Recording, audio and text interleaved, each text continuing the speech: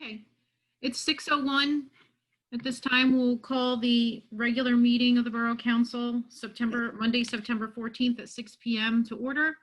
And Nancy, you're going to lead the flag salute tonight. I know, okay. I pledge allegiance Oops. to the flag of the United United States of America and to the republic for which it stands, one nation, indivisible, under God, with liberty and justice. justice for all. Thank you very much. Thank you. Okay, at this time, oh, here he comes right now. I'm looking for Mike Lawrence. I believe he's just joined the meeting. This evening, we are going to take a moment to honor the chief of the Beachhaven Beach Patrol, Michael Lawrence, who has notified us that he is going to be retiring after this season. Let me find him and make sure he can hear me. Mike, you can hear me? Yes, I There can. he is. Okay, good. Okay, at this time, I'm going to go ahead and read this proclamation in honor of Chief Lawrence.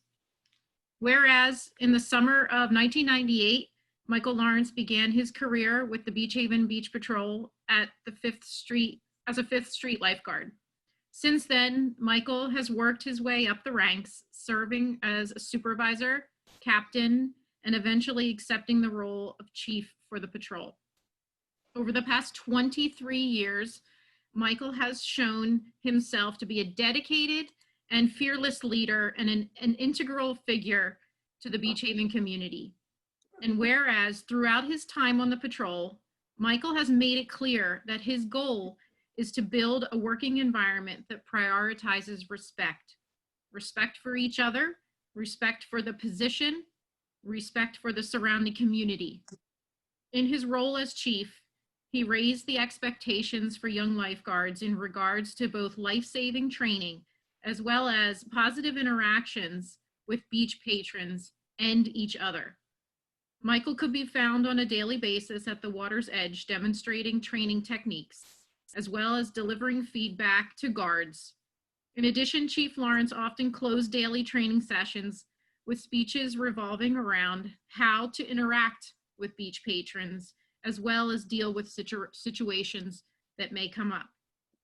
He maintained an open door policy and encouraged any and all of his staff to come to him with issues or concerns that should arise.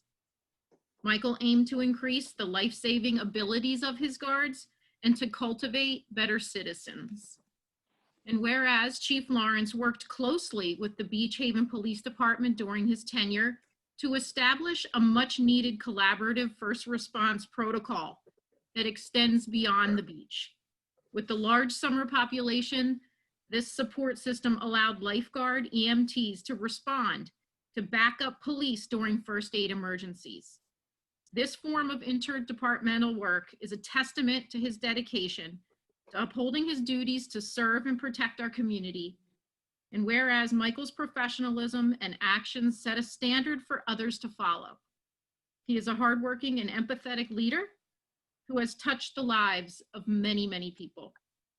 Now, therefore, be it proclaimed by the mayor and council of the Borough of Beachhaven that they honor the 23 years of service Michael has dedicated to the patrol. He is appreciated and respected and will be sorely missed. In witness whereof, we have hereunto signed our names and caused the seal of the Borough of Beachhaven to be affixed this 14th day of September of the year of our Lord, 2020. And this is signed Mayor Nancy Taggart Davis. Nancy, would you like to address Mike? Mike, hi. I thank you so much for your many years of service.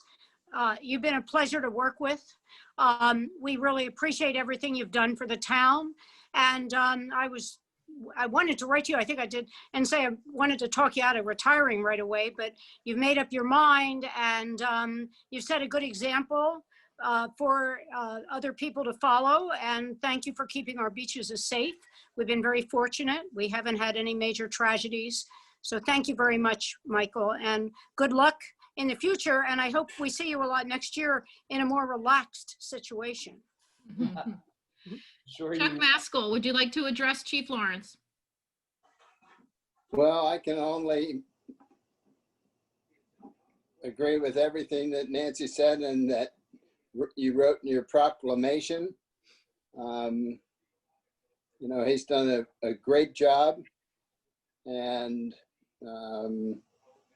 I noticed that he went out with 23 years. He was obviously trying to mimic Michael Jordan.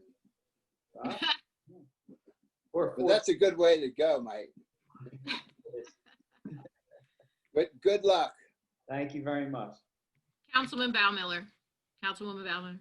Yes, I just wanted to say thank you to Mike for his dedication, and also especially for choosing and training his staff. And I always felt safe with my daughter, who is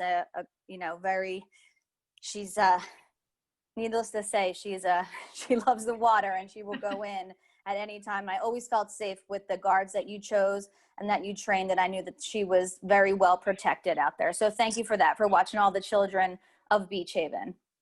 Thank you, and you're welcome. Councilman Allen. Yeah, I'd like to say thanks, Mike, for your years of service. It's going to be a different feel at the beach next year. I know, you know, the next in line is going to try and fill your shoes, which you're leaving a pretty big pair. You'll be missed. You sure you want to do this? Well, we'll see what happens. No. Well, thank you.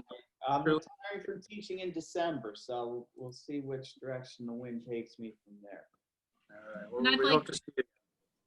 I'd like to say too that, you know, Michael, I never have to worry about Michael and his department. I trust in him. I have complete faith in him that he will make the most extraordinary choices, and I fully respect him. And the only time that I ever even was consulted by him was in situations where he was given some tough love.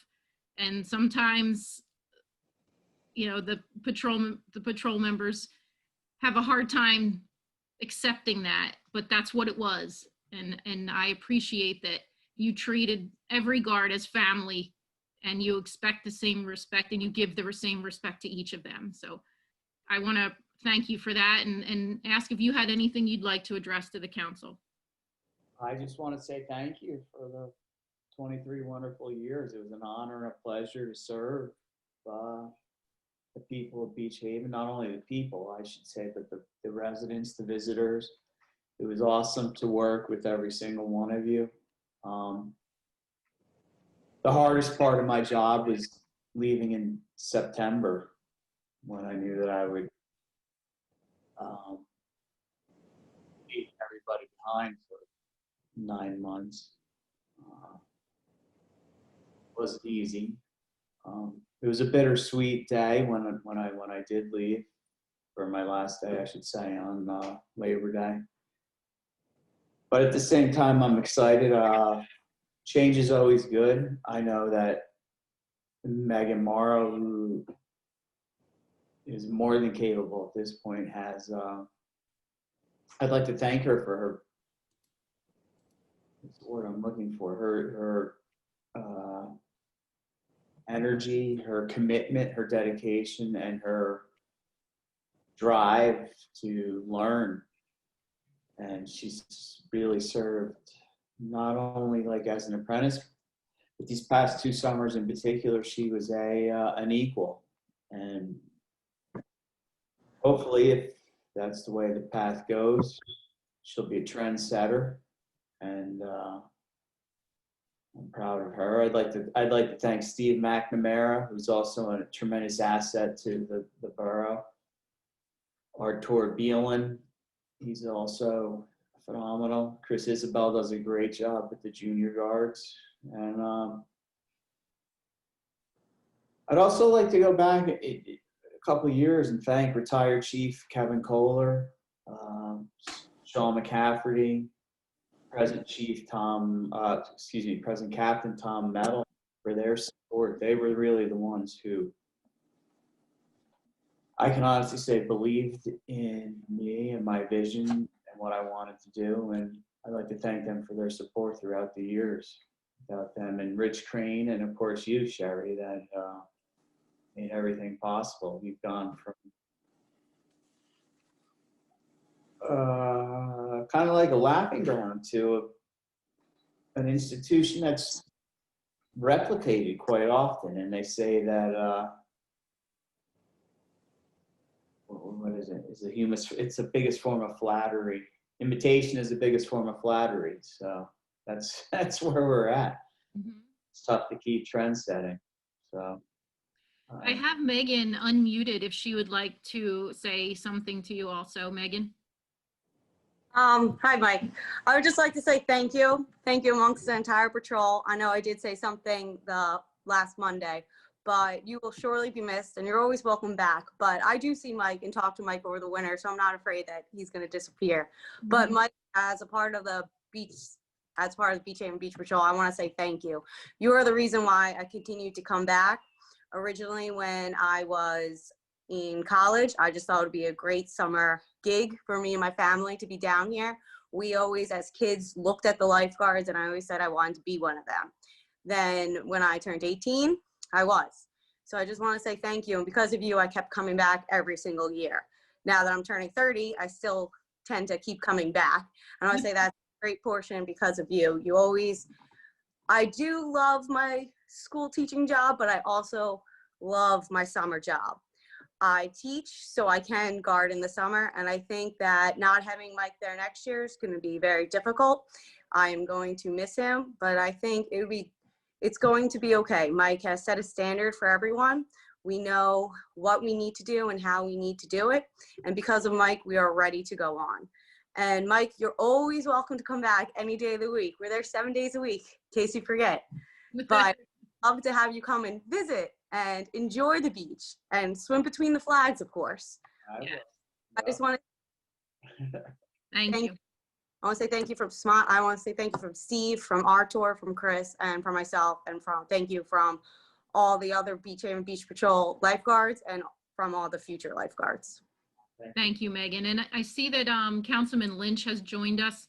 Tom, we're honoring Mike Lawrence. He's retiring after 23 years of service. Is there anything you'd like to say to him? Yeah, Mike, is it going to rain tonight? I don't know. How's your knee feel? It says no rain tonight, Mike. So you got to keep the beaches open tomorrow. Yeah, Mike, you've been a great job. Wonderful. Everybody really respects your decisions.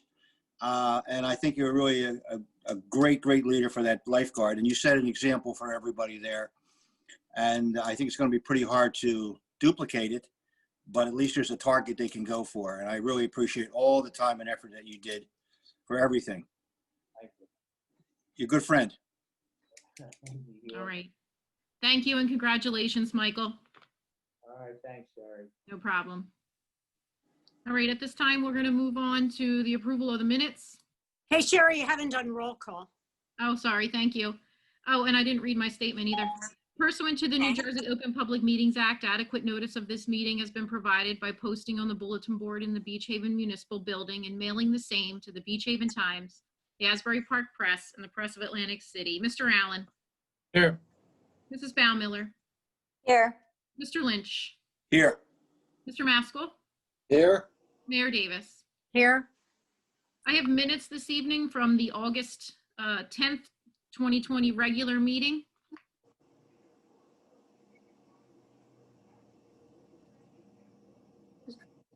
Is there a motion to approve the minutes? Thank you. Motion to approve. Thank you, Tom. Second. Thank you, Dan. All in favor? Aye. Aye. Any opposed? Motion carried.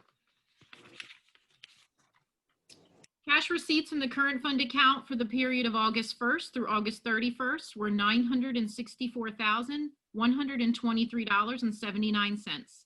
Cash disbursements in the current fund account for the month of August totaled $730,862.98. Cash balance in the current fund account for this period totaled $10,532,344.05. Cash receipts in the water utility account for the period of August 1st through August 31st were $122,094.38. Cash disbursements in the water utility account for the month of August totaled $332,955.11, leaving a cash balance in the water utility account as of August 31st of $3,714,057.27, submitted by our treasurer, Sherry Bowler. Also, I wanted to report that the beach badge sales, based on the unaudited report that received by our CFO, Sherry Bowler, the year-end beach badge sales for 2020 totaled $534,372, which is an increase over last year, 2019. Last year, we were at $463,575. That's an increase over last year of about $70,797. And I want to give a final beach badge report as well. Let me pull that up real quick.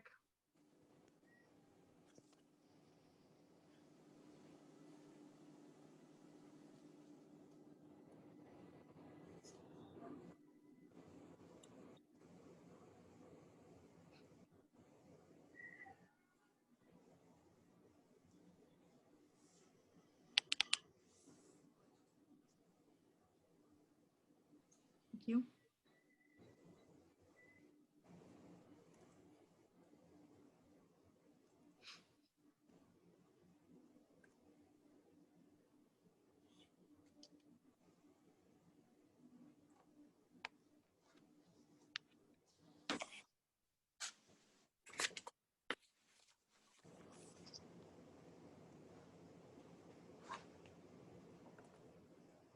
I know it's here.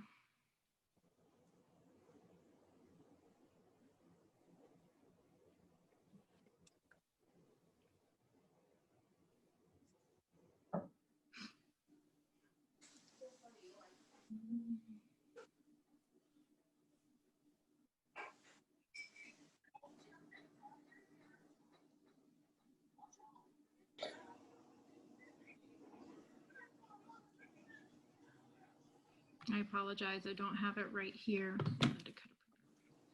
I will include that report in the minutes and I will present it at the next meeting as well. Okay, moving on, I have ordinances. Ordinance 2020-15C is an ordinance amending and supplementing Chapter 212 zoning and Chapter 180 swimming pools, amending swimming pool setbacks and other placement requirements, including location of pool equipment, removing references to impervious coverage, and including pools within lot coverage. Final reading, and this was reviewed by the Land Use Board at their meeting, and they had no comments or recommendations. Final reading.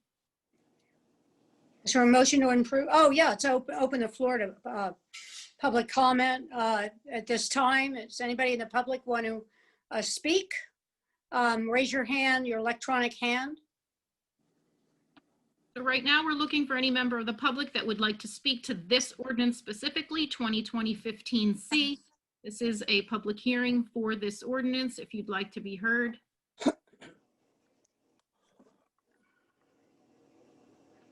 Seeing none. We'll close the floor. And is there a motion to approve? 15C. Motion to approve 15C? Thank you, Chuck. Second? Mr. Allen, thank you. Mr. Allen? Yes. Mrs. Baumiller? Yes. Mr. Lynch? Yes. Mr. Maskell? Yes. Mayor Davis? Yes.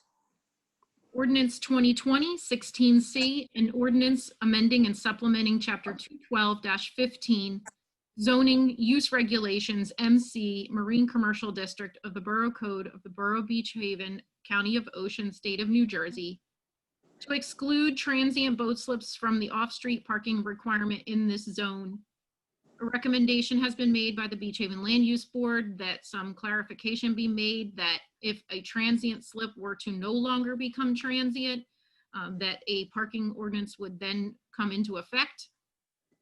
I don't believe that there is support from the members of council to make this change, and that that we want to present for public hearing as is. Is that correct, members of council? Yes, Yes. Yes.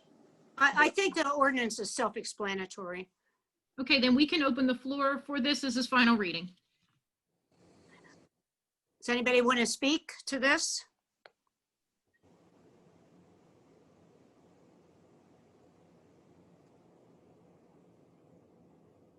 Seeing Okay. none, Is there a motion to approve? Motion to approve. thank you, Dan. Is there a second? I'll second. Okay, Thank you, Jamie. Mr. Allen, Yes. Mrs. Baumiller, Yes. Mr. Lynch, Yes. Mr. Maskell, Yes, Mayor Davis. yes, Ordinance 2020-18C, an ordinance amending and supplementing Section 212-15, zoning use regulations, MC Marine Commercial District of the Borough Code of the Borough of Beachhaven, County of Ocean, State of New Jersey, to correct inconsistencies within the chapter. Final reading. This was also reviewed by the Beachhaven Land Use Board, and no recommendations were made by the Land Use Board on this ordinance. Final reading.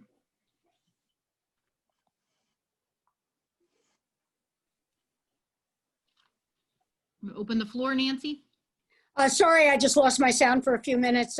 Yeah, this is final reading, so if anybody in the public would like to speak to this, please let us know by raising your electronic hand. And this was reviewed by the Land Use Board with no recommendations or changes. Seeing none, We'll close the floor. Is there a motion to approve? motion to approve 18C. thank you. I'll second.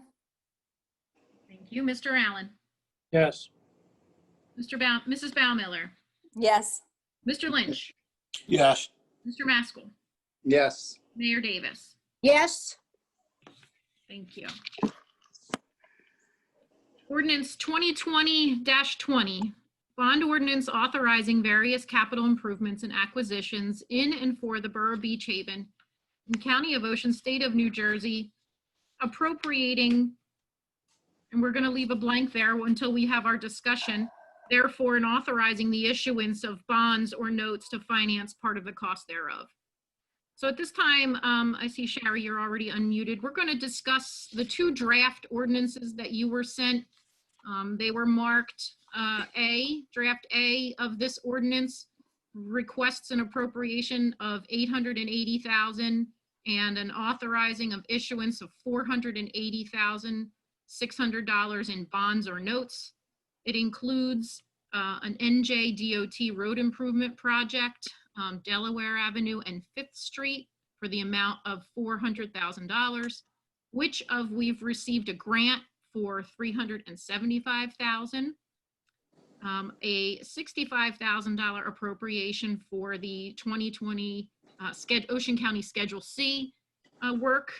We would also like to allocate $100,000 for removal and replacement of storm drains throughout the borough, $150,000 for replacement and repair of bulkheads throughout the borough, specifically 12th Street, Pelham Avenue, and Coral Street. $45,000 for the acquisition and replacement of the 3 fire sirens in town. $75,000 for acquisition of the L3 cameras for the upgrade to the police vehicles, and $50,000 for acquisition and installation of the tide valves for various streets throughout the borough. That is version A. And then we also have in front of us is version B.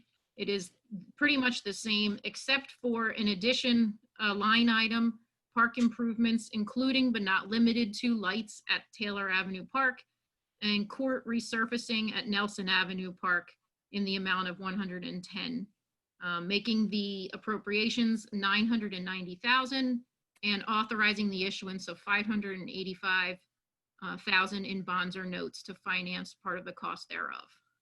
Nancy, would you like to start this discussion? Yeah, I would like to start the discussion. I'm strongly in favor of the version B, which includes the park acquisition. Basically, I feel very strongly that we're in very good financial shape in Beachhaven. I had a long chat with Sherry Bowler today, and she also made me feel very confident about our financial situation. I feel that we would be remiss not to go ahead with the pickleball courts on Nelson Avenue. At this point, we have a huge number of our residents that play pickleball. The courts are in a bad state. If we just go in and repair them, it's like throwing money away. Right now, if we borrow the money, the interest rates are so low that the payback, I don't think you'll ever get lower interest rates.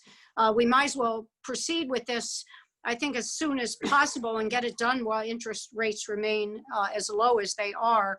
I think that we have such a very enthusiastic group of pickleball players. We also are talking about resurfacing the court so they can be used for other things besides pickleball when pickleball is not being used. So we'd have an all-purpose surface on the court. We would include putting up some basketball nets so the kids could play basketball when the courts aren't being used for pickleball, and in the winter when people aren't playing pickleball.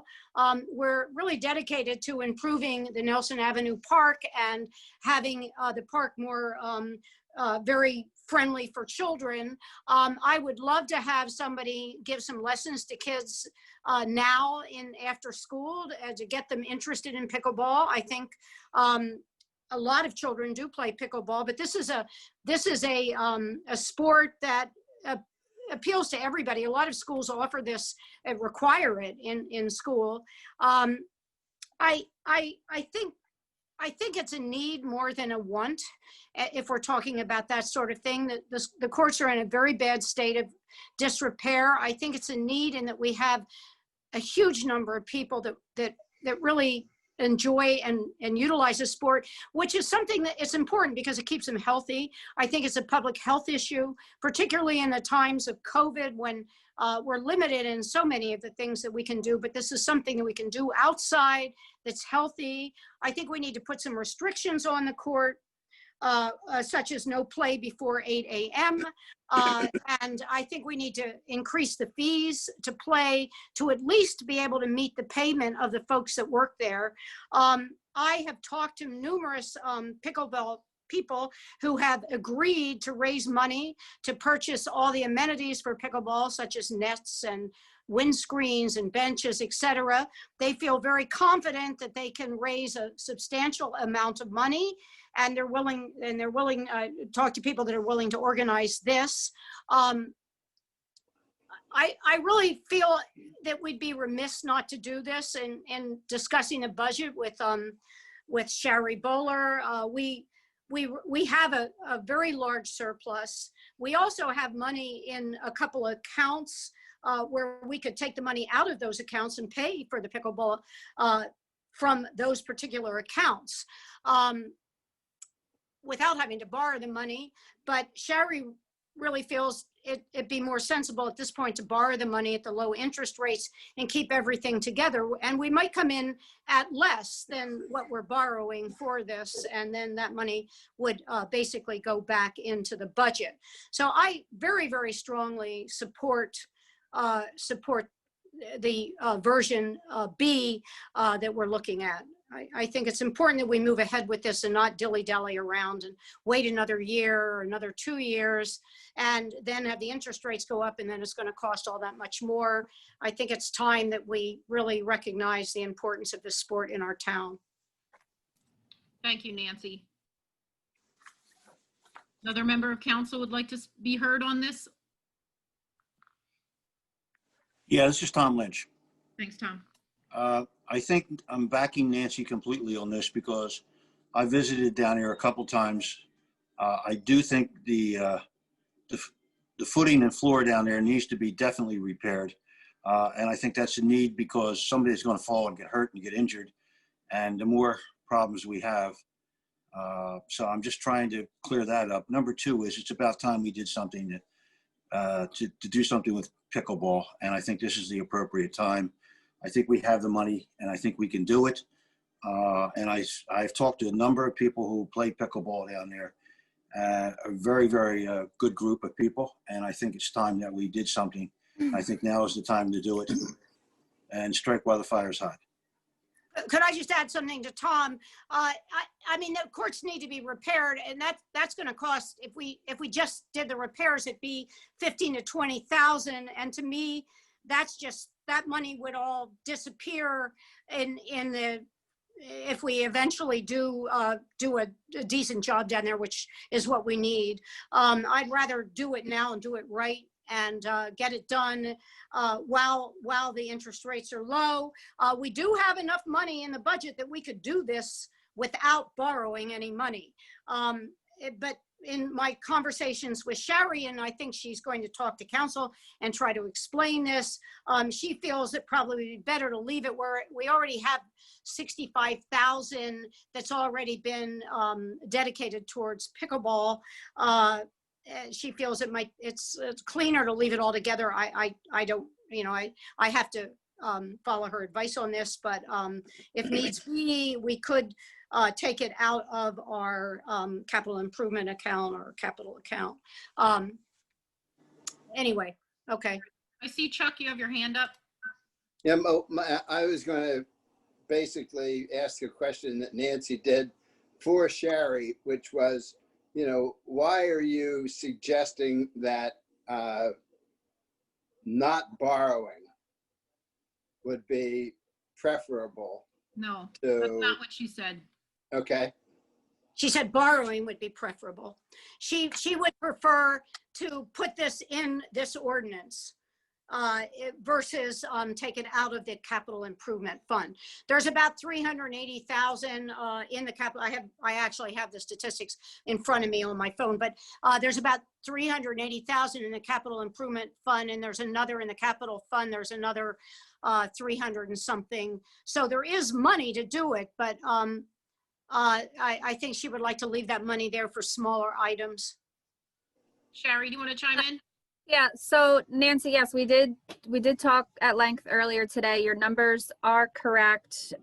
We typically pull out smaller items to fund solely with the capital improvement fund. Typically, we pull out vehicles and things that have a lower useful average life of 5 years. Right now, we have 330,000 in the capital improvement fund, but with the ordinances that we have in front of us for the down payments, plus the trolley, plus the next ordinance that we are speaking about next, we have about 250,000. So we built that number up quite a bit after Sandy, and we've been using that year after year to fund projects solely so we don't borrow the money. I was suggesting if we are going to add the 60,000, that at that point we leave it, we add it to the bond ordinance. You already have a line item in the bond ordinance for 50,000 for the lights. So I would just leave it in the same line item.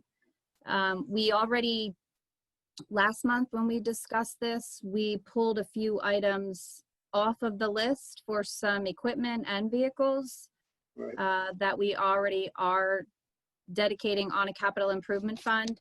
So, whether or not we pay it out of capital improvement fund, that's just paying it in one chunk at one time versus a bond ordinance, you're going to pay it off over 10 years. So the object is to decide whether or not you want to go ahead and do the project. If you decide you want to go ahead and do the project, then we look at, I'll look at the best way to finance the project. It's really pulling it out of one bucket from another.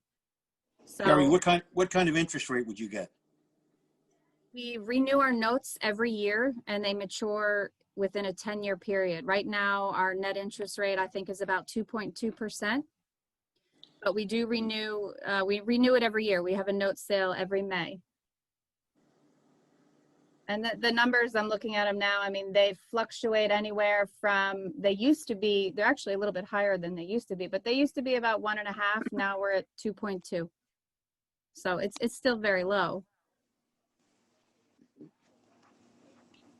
But I think the question really is just the 60,000. We already, or are you trying to pull out the 110? I mean, what we have in the capital improvement fund now is 250. And, you know, just to give you an idea, I believe last year we spent about 320,000 in projects that we fully funded. So we ended the year last year at 182,000. We appropriate money every year in the budget. This year we budgeted 150,000. So that goes right into the capital improvement fund. So now we're at 330. When you subtract out the down payments that we need for these various bond ordinances, we are down to about 250. So, you know, Sherry, I know you and I spoke, we have a few vehicles and some equipment that we are going to fund, but I wouldn't recommend putting 110,000 into the capital improvement fund or pulling it out of, because you're going to really kind of bring that down to a very low balance. Mm-hmm.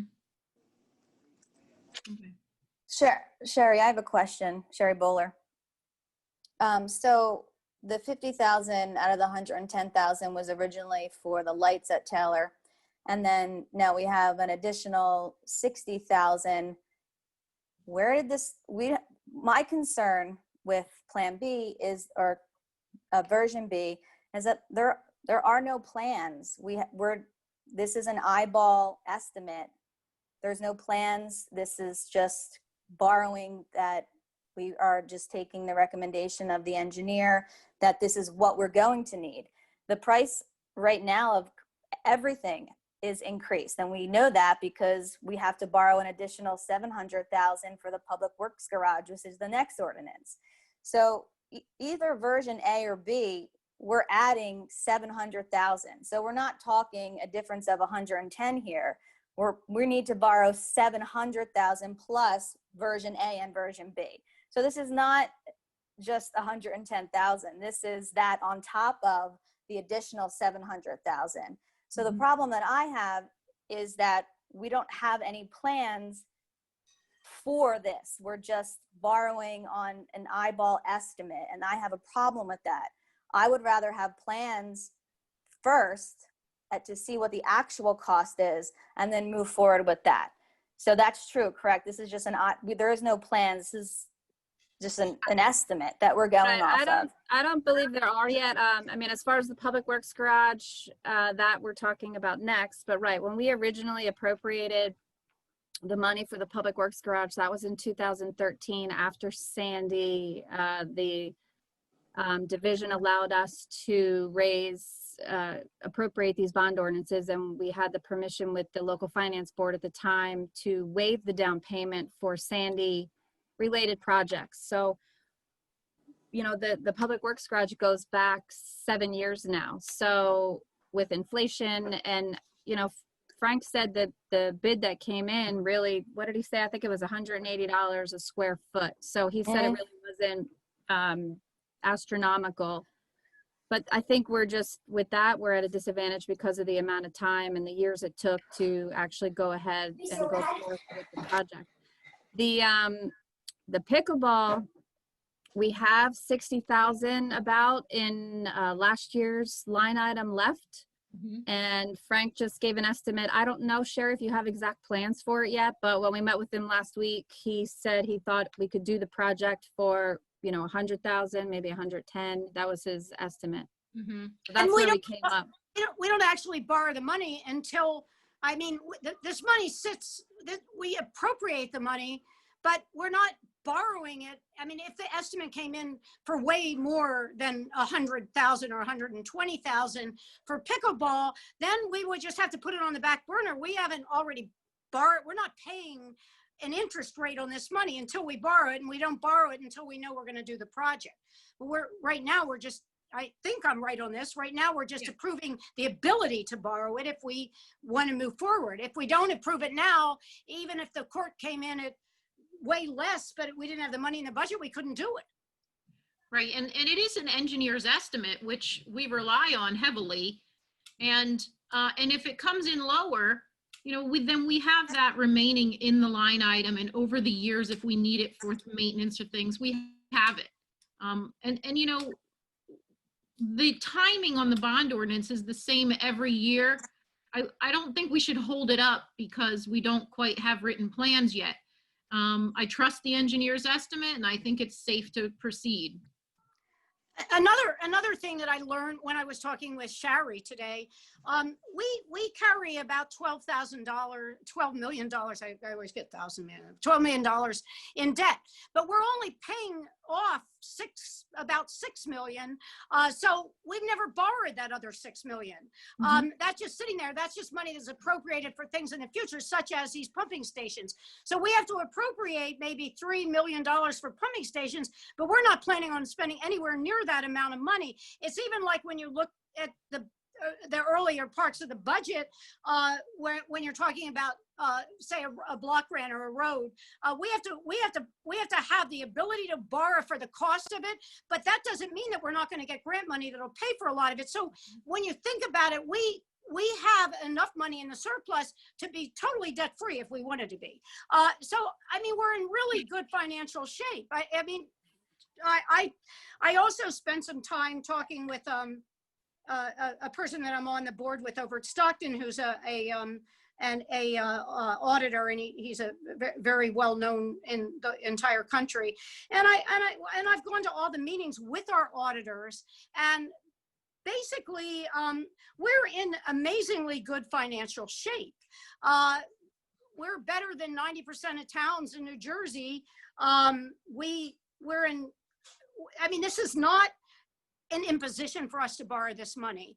And I think rather than wait to do it for a few years when inflation is going to catch up with us and then it's going to cost more, we might as well just do it now and make these people happy and get it off the plate.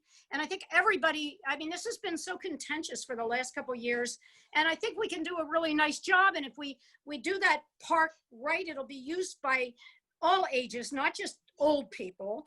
And I think if we set some standards of when play can begin, the neighbors in that area will be happier. And even this year, we've had less people playing. I don't think by adding a few more courts is going to increase the number of people that come. It's just going to increase the amount of time they have to play. They're sitting out a lot. I go down there a couple times, 2 or 3 times a week, and just look, and there's always people down there. It's a community building activity where people get to know each other from different parts of town. I think it's a great thing, and I just really think we should move ahead with it. And I do have Frank Little on the call. If any of the council people would like to speak to him about where his estimate came from, or any questions about anything like that. Dan, did you have any questions?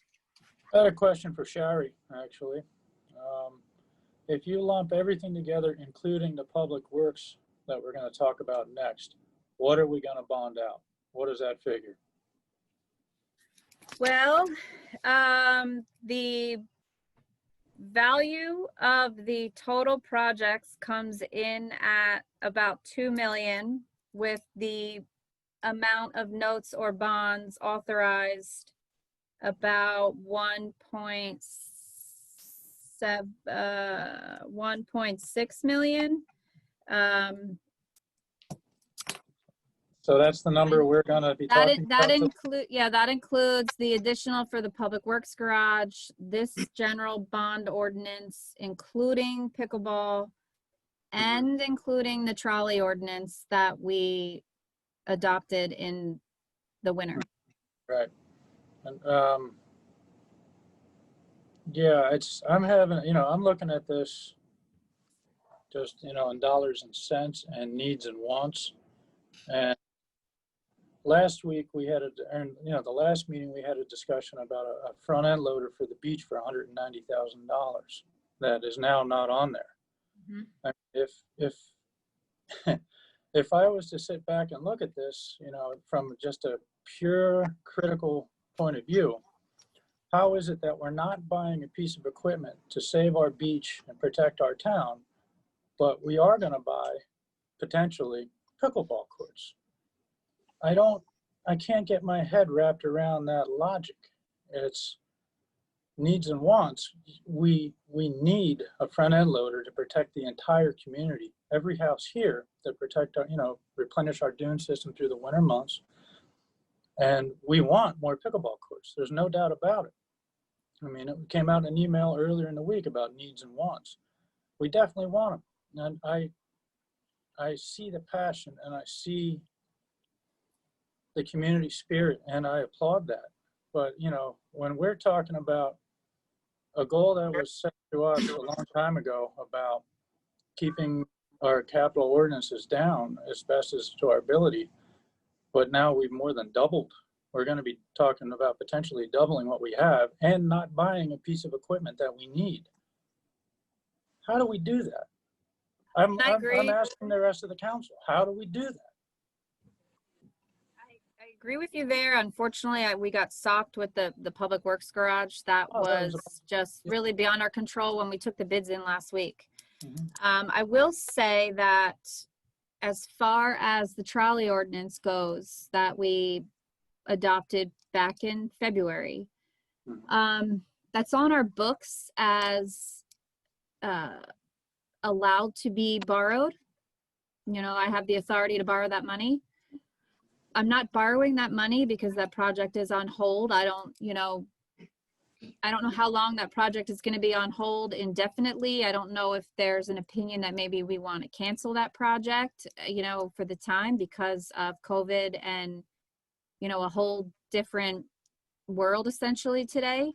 But we are, you know, that money will not be borrowed. I'm not borrowing that money until I know that we're going ahead 100% with that project. It's included in our net debt, you know, but it's not going to cost us anything because we're not going to pay the interest on that. If we want to, we could leave it alone and sit on it and hold it in place. We could cancel it for the time being, and then you would reduce your, you know, notes authorized down to 1.47 million. You know, or we could just sit on it. But I know we're not going ahead really with that project right now.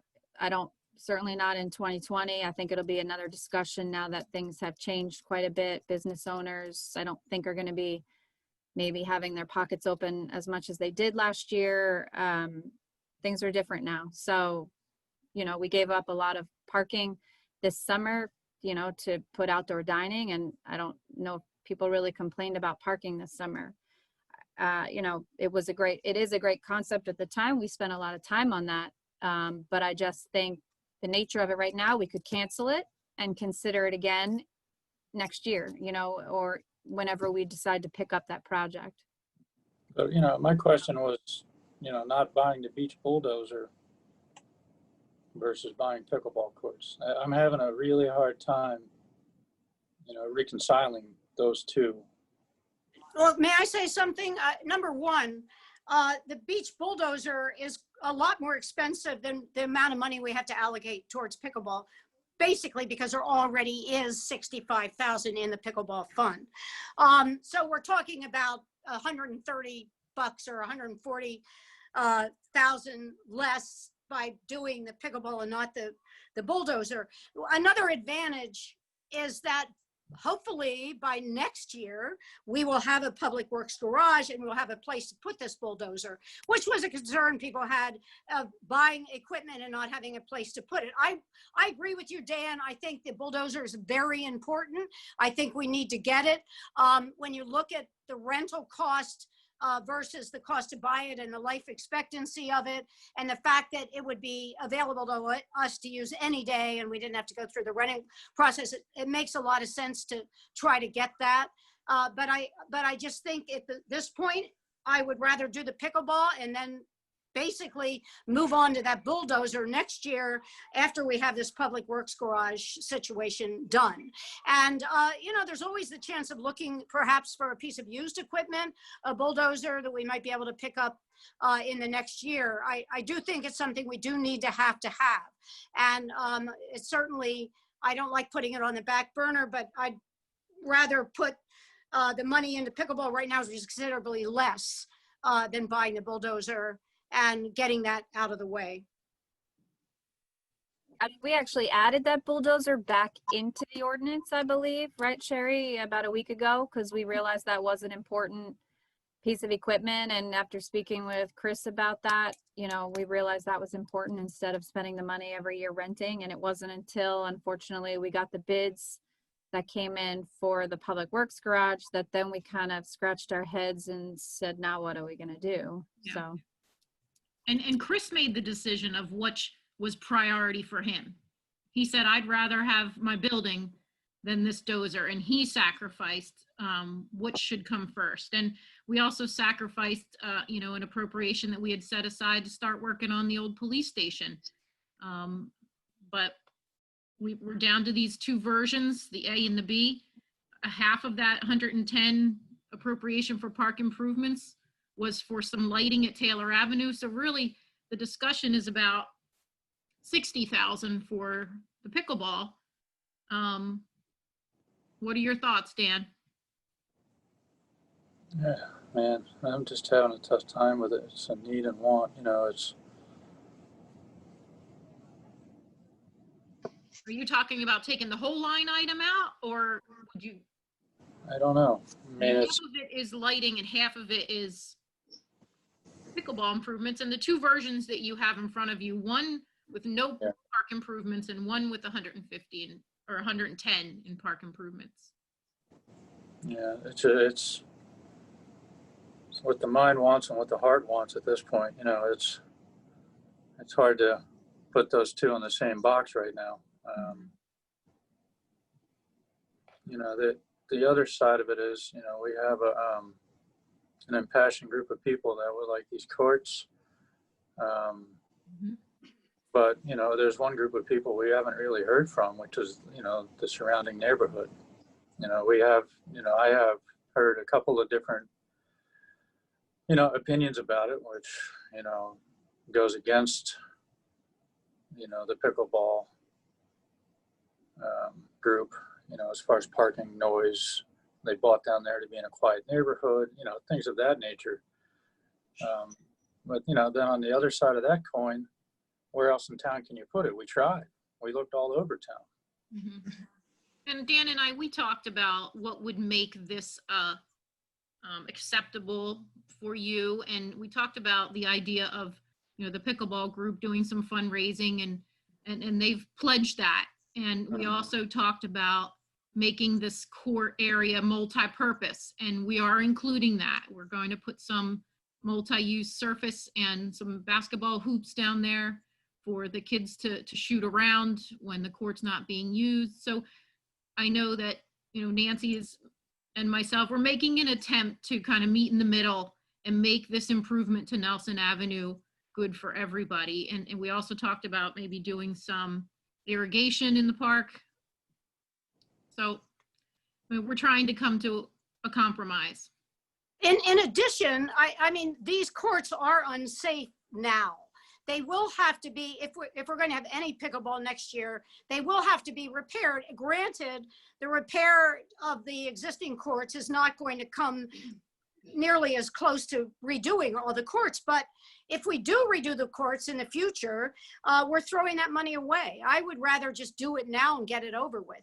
And another thought, I understand, I've had emails from people that live down there, and I've racked my brains trying to think of where to put the pickleball courts. And somebody said, how about the old Little League field, which is what we refer to as Masco Meadows. And I thought, well, that's great because pickleball is usually in the morning and nobody really parks there.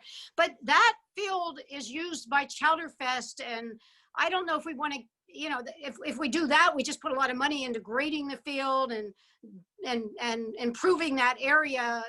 You know, it just doesn't make a lot of sense to me. There's nobody in this town in the summer that doesn't have inconvenience from noise and commotion. I mean, I live near the ocean. I can't get a parking spot in front of my house if I move my car. It's noisy. I've got a bar and a hotel a block away. I can look at it from my house. Another one 2 blocks away and another one 3 blocks away. Even people that live down by the yacht club, which is quieter, they get rentals. They get these big rental places, which are really noisy. So there isn't anywhere that's perfect in the summer. I think people have to put up with a little bit of commotion. And I think what we can do is really not allow anybody on those courts till 8 in the morning. And there are, what I understand, I'm being told by pickleball players that there are paddles that you can buy that aren't as noisy, that decrease the noise. So I think there's things we can look at to make it a little less crazy down there. Frank Little, I know you're on the call. Is there anything you would like to add to this discussion? Let me get in here, sorry. There I am, I think. There. Well, I mean, I did go talk to a paving contractor, the one that actually paved the tennis courts for us this year. And I also spoke to the individual who did the line striping for those courts. And I had recent bids for fencing up in Ship Bottom for a 10-foot high fence that was, I think, 232 feet long, and it was around a $15,000 item. So when I put those numbers together, I believe that came out to in the neighborhood of 110,000. So my thought is, if you appropriate the funds, we would get a plan together, get out the bid during the winter, and if everything goes fine, have this up and running before next year's pickleball season. I understood also that they were going to be doing some fundraising, and that would also help offset any of the cost and maybe even reduce some of our costs, depending on how many pickleballers want to donate. So it's kind of where I am with the project. You have to decide whether you want it or not. Frank, you're looking at the noise reduction fence too, right? Yeah, I mean, I was talking to Chris Carson about wind screens. There's already a wall up. We would only be taking 2 of the walls down, the westerly wall and the northerly wall. They'll expand it to get 9 pickleball courts. But the, you know, we were talking about wind screens at this point, and probably about I think we talked about an 8-foot high fence on the new fence section. So I'm not sure. I mean, we're going to have these courts facing north-south. I'm not sure if the noise will be any more intense than it currently is. But, you know, those are my thoughts. Thanks, Frank. Any questions for Frank from the council?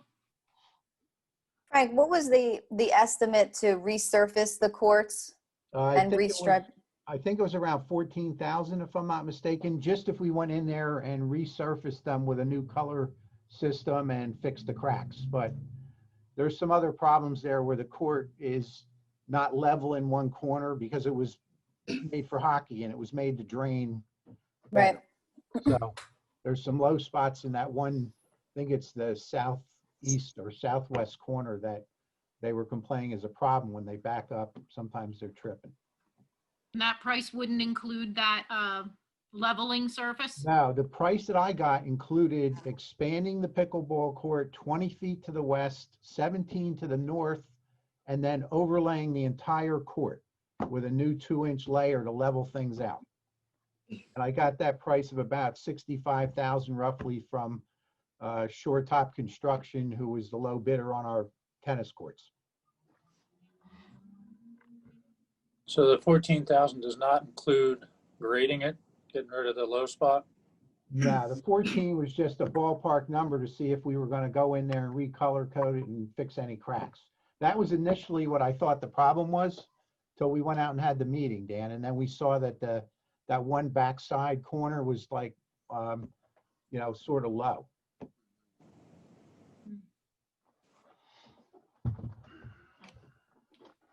Council, what would you like to do with this? Well, I I don't would think, like- I'm sorry, I don't think, I'm not in the opinion that we should just do a temporary fix. I think if we're going to do it, we're going to do it all together. I think if it's a financial problem, I think Sherry Ballwer said, maybe we put the trolleys on hold, or we take the trolleys off for another year. And I don't know that to be the right answer, but I think it's time that we did the right thing, and we got a new pickleball courts down there, resurfaced and redone, and with 3 basketball hoops. I have no problem with that, and I don't think anybody else will. But I don't think by putting a small amount of money now, it's going to fix the problem. I think we need to fix the problem and go ahead and move on. And that's where I think we are. All right, so I'd like to make a motion to approve version B of the 2 ordinances. I would second that motion.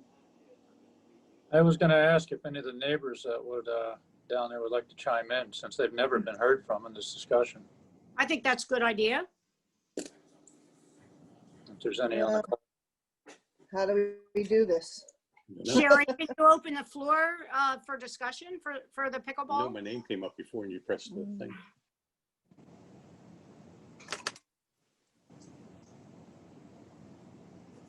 I don't know how to do this. There you go. I don't know. Where are we at? I think Here, it's- raise your hand. There you go. What?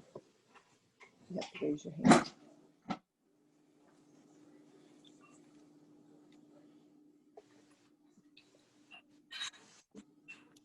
Yeah, she already raised it. It's right there. Sorry about that. Okay.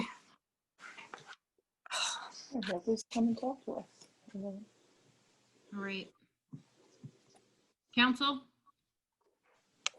Are we going to suggest a motion on one of these versions? I think there's a motion and a second on the floor. Okay, can you give me? Sherry, you Version B.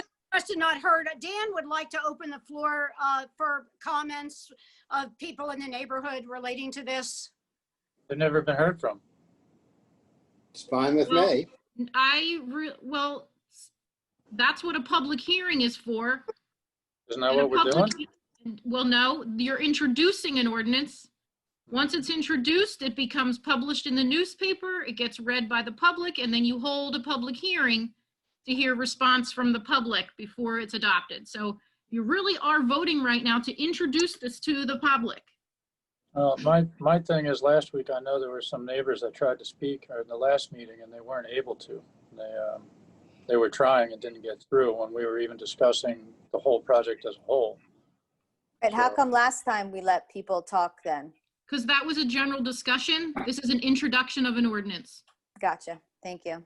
Yeah, okay. And I mean, yeah, I mean, we've had other incidences where we've introduced it and then at the second reading, we have not approved it. We've tabled it or gone So back.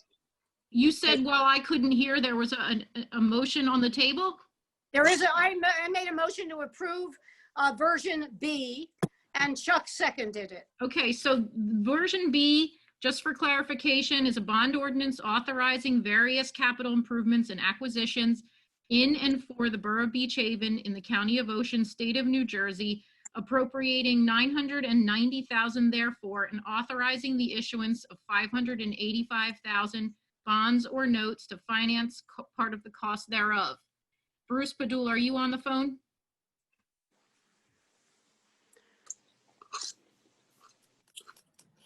He's there. I see his name, but Bruce, if you Oh, could unmute yes, yourself. sorry, I had my mute button. And can you let the council know what the procedure is for introduction for a bond ordinance? Not quite what we thought it was? Yeah, my apologies for that. Bond ordinances are governed by 40A:2-17. For introduction, it requires a simple majority, but then for final adoption, you need 2/3 of the full membership. So you would need 3 votes to introduce it. And then after final adoption, you need 4 votes, is 2/3 of the governing body there. it's interesting. Okay, For the so bond, for a bond ordinance. For bond ordinances only, yes. and that's what this is. So if we have a motion on this and a second on the floor. I'd like to take a roll call right now. Mr. Allen? In light of that, I'm going to say no. Mrs. Baumiller, No. Mr. Lynch, Yes. Mr. Maskell, Yes. Mayor Davis. Yes. Chucky, I'm going to kill you. Okay, so Oh, now I we muted? move on to ordinance Oh. 2020-21, amendment to bond ordinance number 2013-15, finally adopted by the Borough of Beachhaven in the County of Ocean, State of New Jersey on October 15th, 2013, to increase the appropriation therein by $700,000 and authorizing the issuance of $666,000 additional bonds or notes to finance part of the cost thereof, first reading. Frank Little, if you're still on the line, I'd like you to discuss the bids that were received for the Public Works Garage that we accepted. Yes, we received, I believe, 11 bids ranging from a little over 1.5 million up to, I think one guy was at 2.5 million. There was a base bid for all the foundation and structural work, the main frame of the building, the heating and air conditioning, garage doors, the whole works. And there was an alternate for a raised mezzanine in the rear. We had one bidder at 1,515,000. We bid the alternate, I believe, at around 190,000. We had another bidder with a little higher bid than, I think it was 1,530,000 with an alternate of 125. So I think it ended up being 1,650,000 in that range if you award the base bid and the alternate. When I looked at that number, the base number, it came in at around $180 a square foot. I forgot that this started back in 2013. I think at the time Sherry mentioned that we went and bonded for certain things because we didn't have to put the down payment down. We've done a lot of projects over those years that were a higher priority, and this was one of the last ones we were getting to from after the storm. The building started at 6,000 square feet and over time grew to 8,400. Also, when we went to CAFRA, they required us to increase I think the elevation for flood an extra foot or two in order to get the CAFRA permit. So the building grew.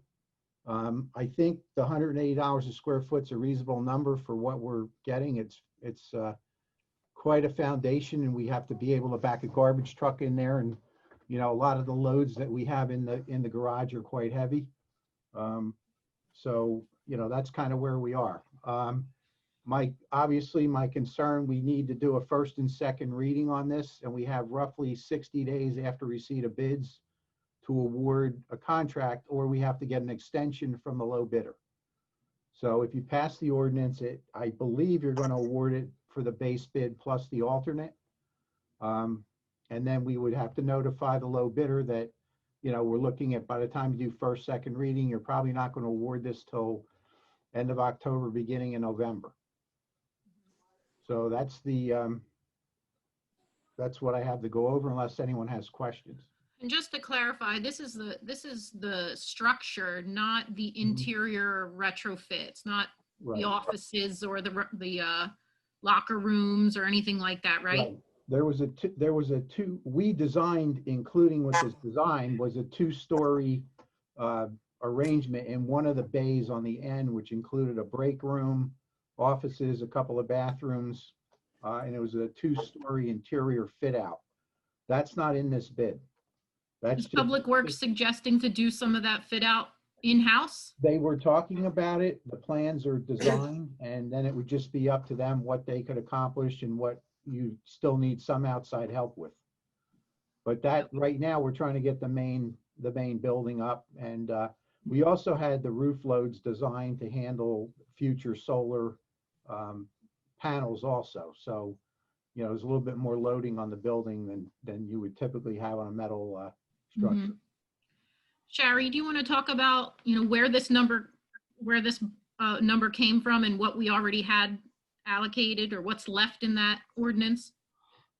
I was just pulling up that when my computer froze up here, but we originally appropriated $1.5 million, Over the years, we have used about, I think about 380,000 of it for projects relating to it. We demoed the old building, we moved the fuel tank across the street, we demoed the lifeguard barracks. I think we did some paving in that lot. So we have about 1.1 million left in that line item.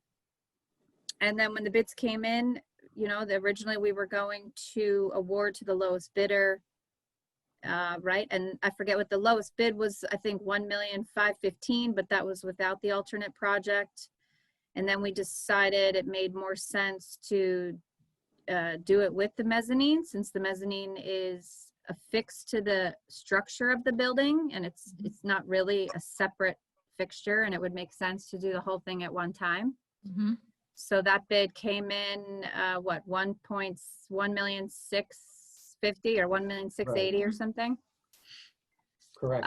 So then we added that to, you know, what we needed left to factor in that bid plus engineering plus change orders. You know, essentially we could go up to 20% change orders, but Frank thought we wouldn't probably need that much because it is just a base building and there's not a whole lot of delicacy to it. So that's the number we came up with. That would give us, if we added another 700, we'd have about 1.8, right? Mhm. So it would Council, any allow us to award the bid and have a little bit of a buffer for other costs. Council, any questions for the professionals? Not on this one. Seems pretty cut and dry. Would you like to act on this? Yeah, I'll make a motion to approve ordinance number 21. Thank you. I'll second. Thank you. Mr. Allen, Yes. Mrs. Baumiller, Yes. Mr. Lynch, Yes. Mr. Maskell, Yes, Mayor Davis. Yes, All matters listed under item consent agenda are considered to be routine by the municipal council and will be enacted by one motion in the form listed. Any item requiring expenditure are supported by a certification of availability of funds, and any item requiring discussion will be removed from the consent agenda and discussed separately. All consent agenda items will be reflected in full in the minutes. Resolution 176 is acknowledging the tenure of office for the Beachhaven's Court Administrator, Lauren Sassano. 177 is returning piling bonds. 178, returning park bonds. 182 is authorizing refund of redemption monies to outside lien holders. 184 is authorizing an executive session to discuss contract negotiations, Victoria Rose. And this executive session will take place at the end of the meeting. We'll give the members of the public a chance to speak. Before we do that, I do see some hands still up from earlier. Resolution 185, authorizing assignment of municipal tax sale certificate. Resolution 186 is canceling taxes. 187, approving memberships to the Beachhaven Volunteer Fire Company number 1. Any member of council have questions about these? does anybody want to remove any of them from the consent agenda? no, No. No. Is there a motion to approve the consent agenda? Motion to approve. Thanks, Dan. For a second? I'll second. Thanks, Jamie. Mr. Allen? Yes. Mrs. Baumiller? Yes. Mr. Lynch? Yes. Mr. Maskell? yes, Mayor Davis? Yes. At this time, I'm going to be presenting the resolutions for the 2020 and 2021 ABC liquor license renewals. All of the liquor license holders have properly submitted their renewal applications. They have paid their fees and all of their tax clearance certificates have been received. As I read the resolutions one at a time, we will open the floor for each resolution. We must hold the public hearing for each license before it's renewed. Nothing in the special conditions has changed. Most of these are just boilerplate over last year. The first one is Resolution 160, 2020, granting a liquor license to Tucker's Restaurant, Inc., with special conditions. Nancy, would you open the floor? Yes, I'm opening the floor. Anybody want to speak to Tucker's? Please raise your electronic hand.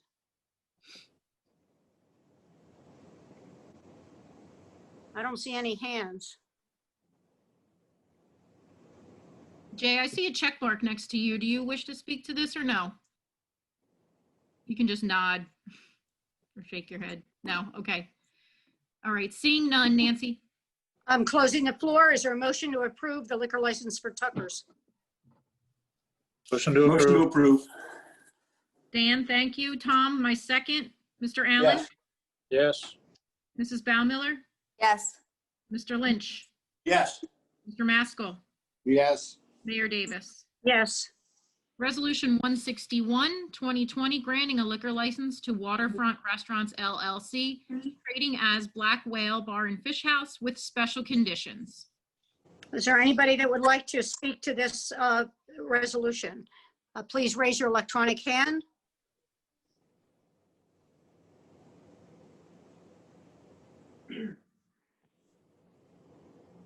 I don't see any electronic hands. Seeing none. Seeing none, I close the floor. Is there a motion to approve the resolution for the Black, it's the Black Whale, right? Yes. Motion to approve. Thank you. Second. Thank you. Mr. Allen? Yes. Mrs. Baumiller? Yes. Mr. Lynch? Yes. Mr. Maskell? Yes. Mayor Davis? Yes. Resolution 162, 2020, granting a liquor license to J.C. Beachhaven Tavern, LLC, trading as Buckaloo's Restaurant and Tavern, Buckaloo's and Station 117 with special conditions. I'm opening the floor if anybody would like to speak to this 162 Tucker's and the station. Oh, this is Buckaloo's and I'm sorry, Buckaloo's. I'm zoning out here. Buckaloo's. seeing none. Seeing none, is there a motion? I motion it. Is there a Second. second? Who was my second? I'll do it. Thank you. Mr. Allen? Yes. Mrs. Baumiller? Yes. Mr. Lynch? Yes. Mr. Maskell? Yes. Mayor Davis? Recuse myself. You're abstaining there? Yes, I am. Okay, thank you. Resolution 163, 2020, granting a liquor license to Seashell Inc., trading as Seashell Resort and Beach Club with special conditions. I'm opening the floor of 163, the Seashell. If anybody would like to speak, raise your electronic hand.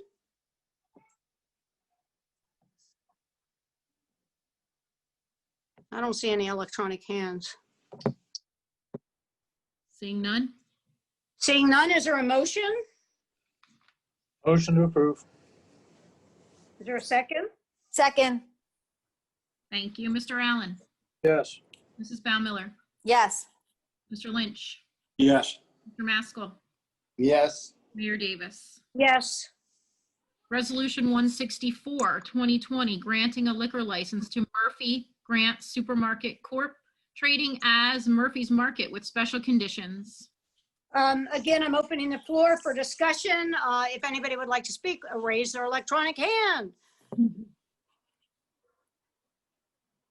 I don't see any hands going up. Okay, shall we close the floor? Seeing none. Is there a motion to approve Murphy's? Motion Motion to approve. Second. Thank you. Mr. Allen? Yes. Mrs. Baumiller? Yes. Mr. Lynch? Yes. Mr. Maskell? Yes. Mayor Davis? Yes.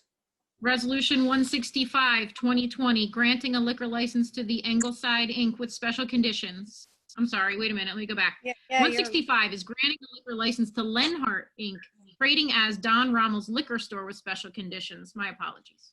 I'm opening the floor. If anybody would like to speak to that, raise their electronic hand. I don't see any hands yet. All right, no hands. I close the floor. Can we close the floor? Yeah. Is there a motion to approve? Motion to approve. Or a second? Thank you. Mr. Allen? Yes. Mrs. Baumiller? Yes. Mr. Lynch? Yes. Mr. Maskell? Yes. Mayor Davis? Yes. Resolution 166, granting a liquor license to the Ingleside Inc. with special conditions. Again, I'm opening the floor. If anybody wants to speak to the Ingleside, please raise your hand.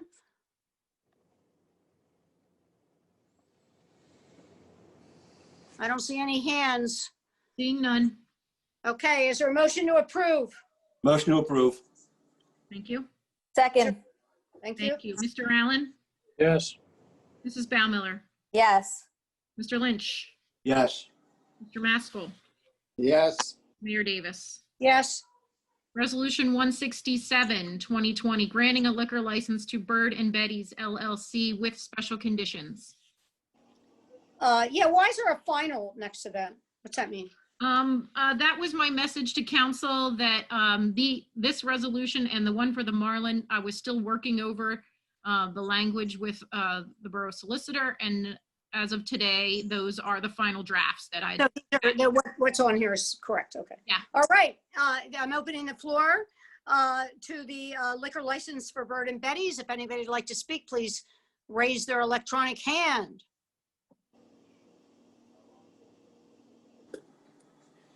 Seeing none. No, I don't see any. All right. Is there a motion to approve Bird and Betty's? Motion to approve. Thank you. Second. Thank you. Mr. Allen? Yes. Mrs. Baumiller? Yes. Mr. Lynch? Yes. Mr. Maskell? Yes. Mayor Davis? Yes. Resolution 168, 2020, granting a liquor license to the Marlin Restaurant and Bar, Inc. with special conditions. Again, I'm opening the floor to the public. If anybody would like to speak to that, please raise their hand. This is the Marlin. Seeing none? I see none. Mhm. Do I have a motion to approve the Marlin liquor license? Motion to approve. Okay. Thank you, Tom. Second. Thank you, Jamie. Mr. Allen? Yes. Mrs. Baumiller? Yes. Mr. Lynch? Yes. Mr. Maskell? Yes. Mayor Davis? Yes. Finally, Resolution 169, 2020, granting a liquor license to the Beachhaven Marlin and Tuna Club. All right, I'm opening the floor to the Beachhaven Marlin Tuna Club, the liquor license. Does anybody like to speak to that one? I see nobody yet. Okay, nobody's raised their hand. Is there a motion to approve the Marlin and Tuna Club liquor license? Motion to approve. Thanks, Tom. Second. Thanks, Dan. Mr. Allen? Yes. Mrs. Baumiller? Yes. Mr. Lynch? Yes. Mr. Maskell? Yes. Mayor Davis? Yes. I have a bill list this evening in the amount of $904,256.07. Has everybody read the bills? Anybody have any comments or questions? Nope. No. All right, nobody's, okay, is there a motion to approve the bills? Motion to approve. Is there a second? Second. Thank you. Mr. Allen? Yes. Mrs. Baumiller? Yes. Mr. Lynch? Yes. Mr. Maskell? Yes. Mayor Davis? Yes. Thank you. At this time, we can open the floor for public comment if you'd like. Okay, let's open the floor to public comment. Again, try to keep your comments to 3 minutes. Yes, I have Ross Felton. You've had your hand up for quite a while. Are you looking to speak for public comment?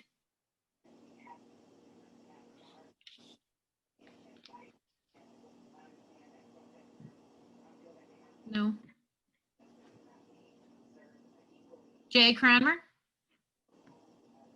You gotta unmute yourself.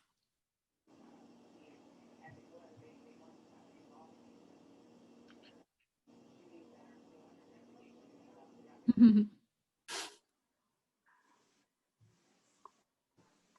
me try. There you go, Jay. State your name and address for the record. Jay Cranmer, 509A Dock Road. I would simply like to compliment the council members on the very healthy conversation regarding the pickleball courts. It's refreshing to hear everybody talk about it and express their views. I hope that when it comes up for the next hearing, that the residents in the area, as well as the other residents of Beachhaven, will have an opportunity, and I know they will, to express their point of view. I personally think it's a good project, but I particularly appreciate the conversation by all the council people. It's very good. Thank you. Thank you. Anybody else? Paul Nunziato. Yes, I'm here. Go ahead, state your name and address for the record. Paul Nunziato, 301 Maryville Avenue, Beachhaven. Go ahead. I live directly across the street from the pickleball courts. The pickleball courts cause no more problem than the Boardwalk ice cream when people are looking to buy their ice cream at night, and all the rental properties in the area. The pickleball court's a recreational facility. It's used by a lot of residents, and I appreciate everyone's concern over there, but people need a place to get their recreation, and the park's a great asset, and I'm all for the pickleball courts. And I appreciate the council's conversation as well. Thank you, Paul. Thank you.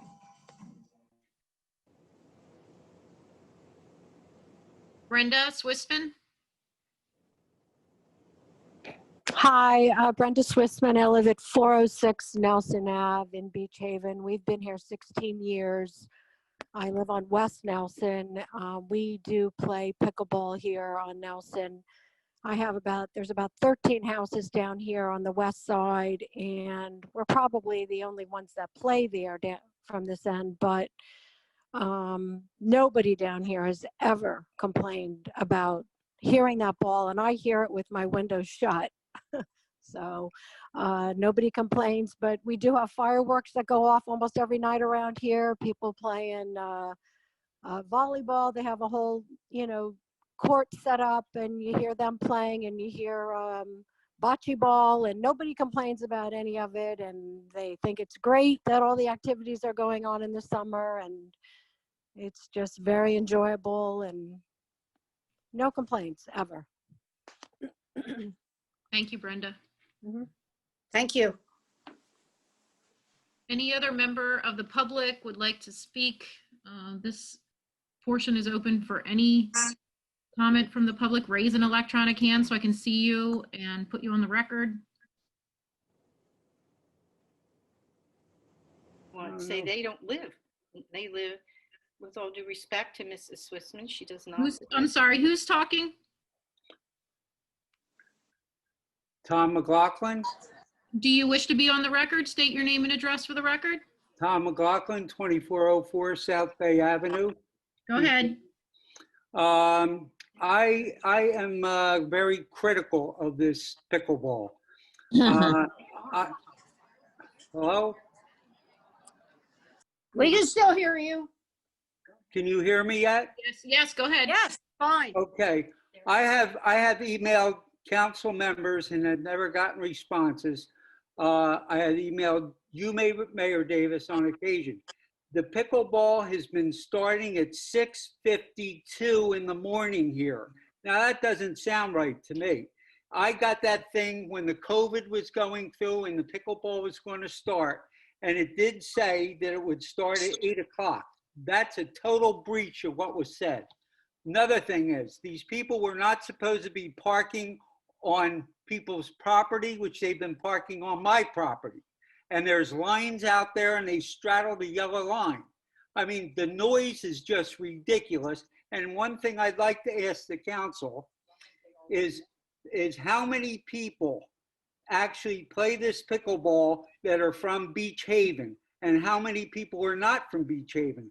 We as taxpayers are the ones that are paying our taxpayers' money for other people to come from all over and to be inconvenienced like this. I don't think it's fair at all. As well as that woman who just talked, she lives further down the end of Nelson Avenue. And maybe it doesn't bother her as much, but there are many neighbors in my area right here that have done nothing but complain. They've written you, Mayor Davis. Ross Felton has written you. And he got a response from you, but tonight's meeting is totally different than what you laid out in the letter that you sent him back. You know, you were going to research certain areas, which obviously hasn't happened. We have actually. Okay. And I did send him a letter back, and I thought his letter was very good. There's a lot of problems. I think he suggested the baseball field, which I mentioned, the old Little League field. That would be a wonderful place to have it. But there's a lot of problems down there because that's where they have Chowder Fest, and it's blacktopping a whole field in that is another problem. I mean, I am really, it's very upsetting to hear that people are there before 8 in the morning. There's got to be a way that can be stopped. No, that was before 7 in the morning. Yeah, well, they shouldn't start. Nobody should get a paddle on that court. There's got to be a way we can lock those courts so nobody can get on them before 8 o'clock. Well, and actually, there's people that are playing out there right now. I mean, what is the time span here? This is it's dark out now. Do they have lights on? Oh yeah, no, they don't. But they still are out there. This is what's going on here. Nobody respects the rules. It's simple as that. Like I said, I've had people parking. They put the lines in, and they're parking up on my property. This is just not right. I mean, I don't want to have to call the police and have their cars towed. Now, that's not the way I am. But the bottom line is this just is not fair. It seems like these people just totally ignore the rules. All right. Well, so I thank you for your comments. We'll look into that. Thank you, Tom. Okay, thank you. Don Caxis? Hold on, we got to get you off mute here. Let me do it for you.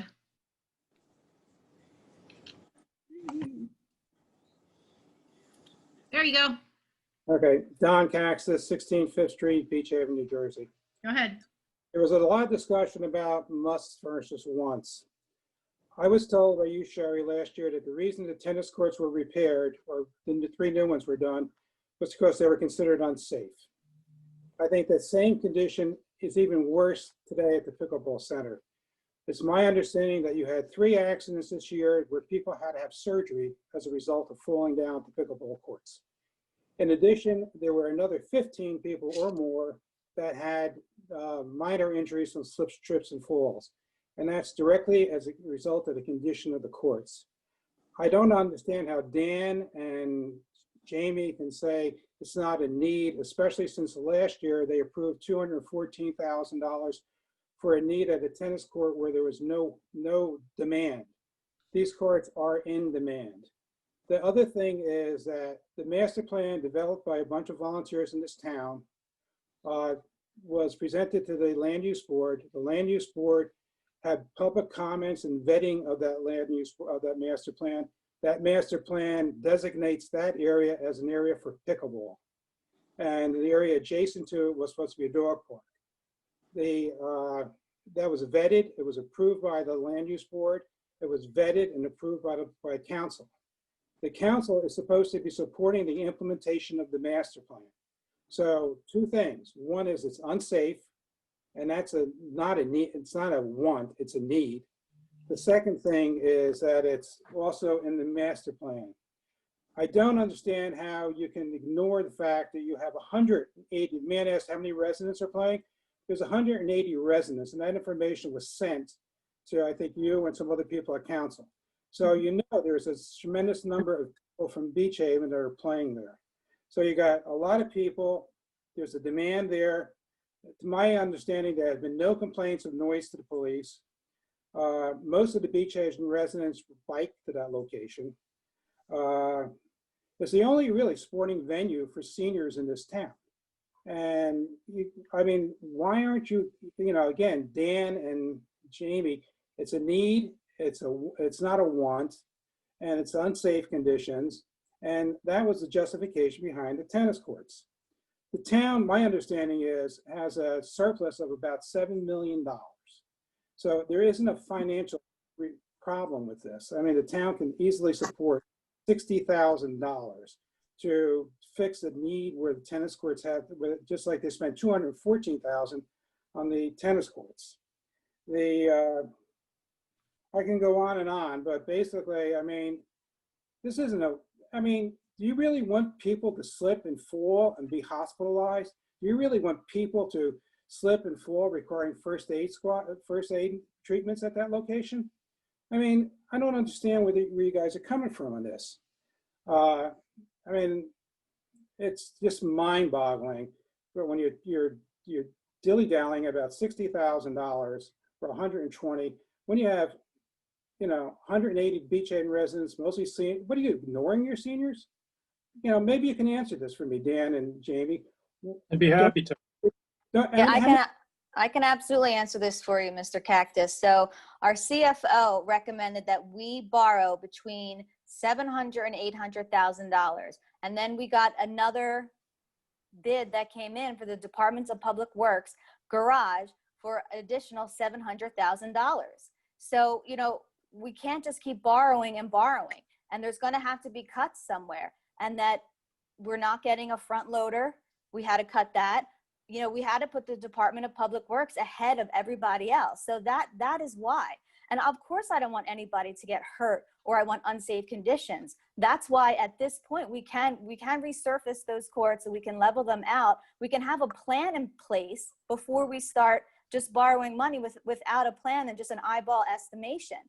So I was being taken on the responsible end, listening to my CFO and not doubling the amount that we were going to borrow. That's where I was coming from. Nobody wants anybody to get hurt, Don. Pardon me, Dan? Nobody wants anybody to get hurt, Don. I resent the implication that we're ignoring the seniors. That is completely misleading and untrue. I'm not misleading. Until tonight, I was under the impression that the $14,000 to restripe would also make the courts safe and playable. Of course, public safety is always a need.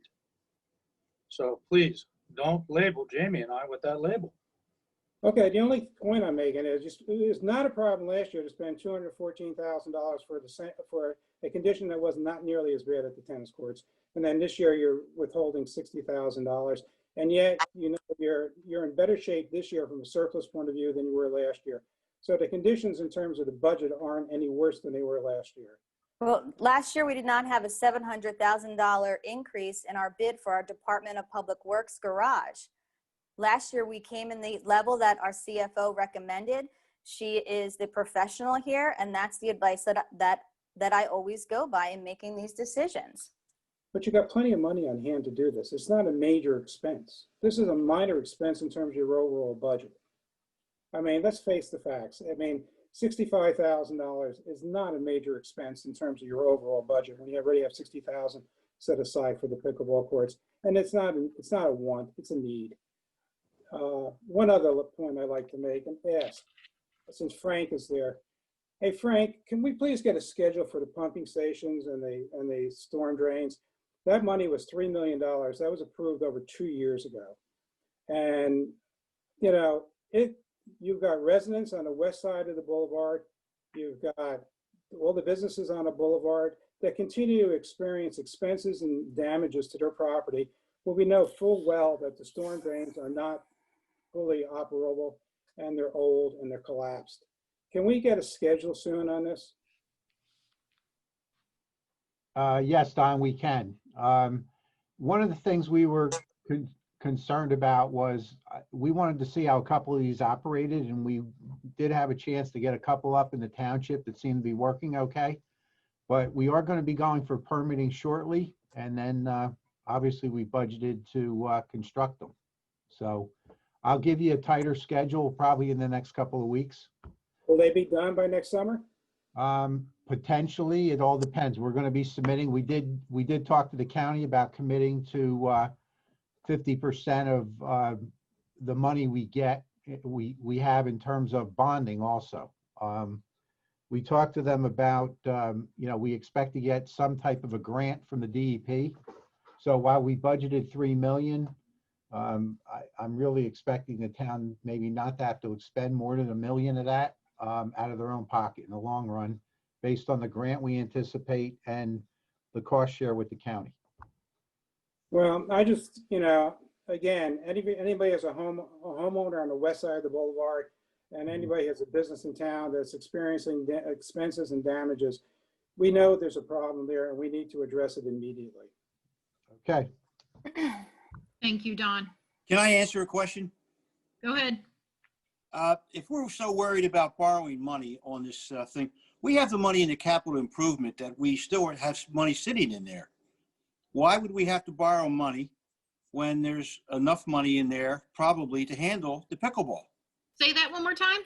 Wasn't there enough money in the capital improvement that Sherry was talking about that said we could possibly use that kind of money for the pickleball? You have to unmute yourself, Shari. Sherry's on mute. No, she's I good. got it. Go ahead. I got it. What I was saying is that we started the year with 180,000. Through our budget, we appropriated another 150,000. So right now we have about 330. When you subtract out the down payments we have in place for the public works garage, the trolley, and for the general, and for this bond ordinance, we have about 250,000 left. We have other projects that we removed from the list last month when we discussed.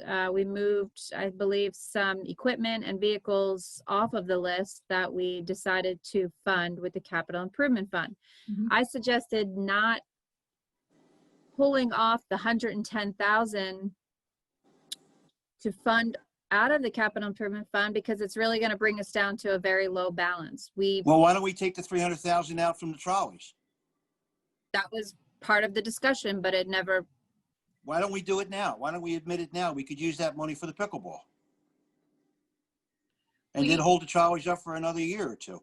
What was the down payment on the trolley ordinance, Shari? The trolley ordinance down payment was 16,000, I think. I just closed it out, but That would only put 16,000 back into the account.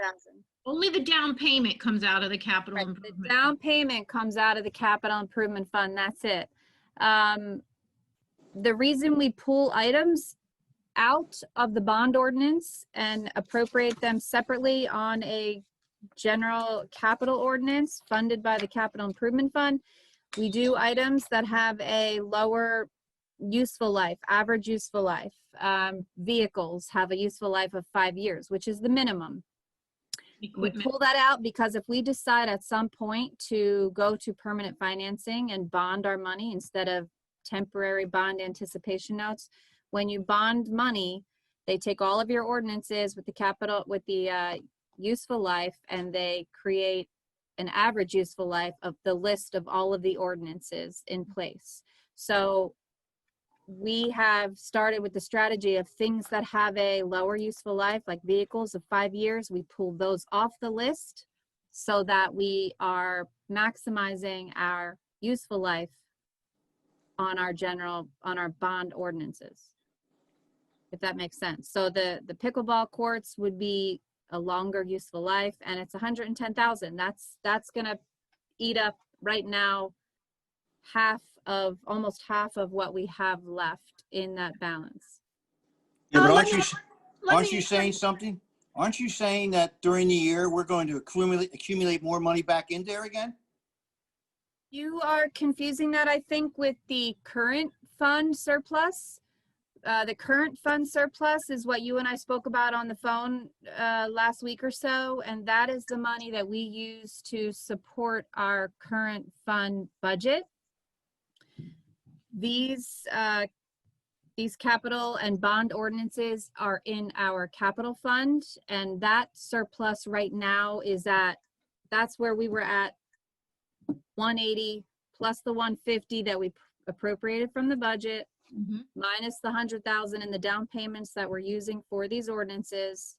We're down to a balance now of about 250,000, which we're using for the projects that we pulled off the list last month.